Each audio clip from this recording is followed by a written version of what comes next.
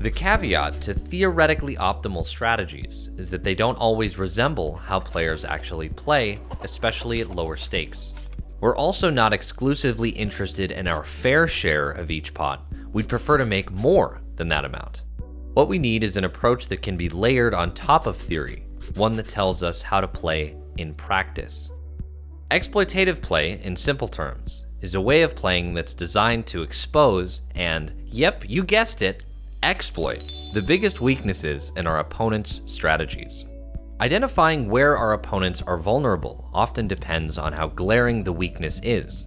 Sometimes a player's inability to click the fold button or his desire to gamble it up will be very obvious.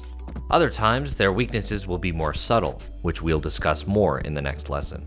What makes exploitative play difficult is that even when we can easily spot an opponent's weakness, it's not always clear what we should do to counter those mistakes. Making matters worse, there are times where an opponent's weakness doesn't even cost them money in the short term due to the role of variance. Take the player who doesn't fold. We all recognize this as a flawed strategy, but occasionally he will reap the rewards of an unknowing opponent trying to bluff him. In order to build exploitative strategies that actually work, we have to study the game at a microscopic level to see exactly how each player's weakness is costing them EV and where that EV is going. It's not enough to simply observe that a player hates folding and resolve to never bluff him. We must dig deeper to develop a strategy that beats him to the greatest possible extent. In many cases, it's less visible how opponents' mistakes influence the flow of EV from one player to another, especially in live poker. For example, it might be hard to notice how exactly the old man coffee stereotype is losing EV. We can see they're not playing many hands, and the hands they do play are good ones, and that they rarely fire off money in losing situations.